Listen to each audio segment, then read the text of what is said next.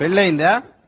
ఒకసారి మా అమ్మ నాయన చేశారు, రెండోసారి మా పక్కింటి వాళ్ళు చేశారు. రెండోసారి పక్కింటి వాళ్ళు చేసేది ఏంది? అంటే మన గమ్మునుండే క్యారెక్టర్ కాదులేండి సార్. నువ్వు కరెక్ట్ గా చెప్పకపోతే మూడోసారి నేను చేస్తా. వద్దులేండి, ఇద్దరితోటి ఆగలేక వస్తుంటా మళ్ళీ మూడు ఆమె నాకు.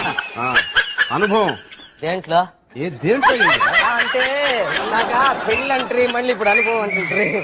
ఒరే, ఉద్యోగం చేసిన అనుభవం రా. ఉద్యోగం అనుభవం అట్లా క్లారిటీగా అడగాలి సార్. దేంట్లో అనుభవం అనే? ఉద్యోగం చేసిన అనుభవం అని అడగాలి. అదే 12 hours ఎక్స్పీరియన్స్. అబ్బో, 12 hours ఎక్స్పీరియన్స్ తమరికా?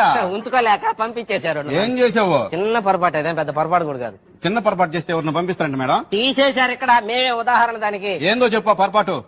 సైకిల్ కి పెట్రోల్ ఖర్చు 500 రూపాయలు. అది చిన్న పొరపాటు అదే కాదని తర్వాత తెలిసిన ఉద్యోగం తీసేసినారు. తమరు ఏం చదువుకున్నారు ఇంతకీ?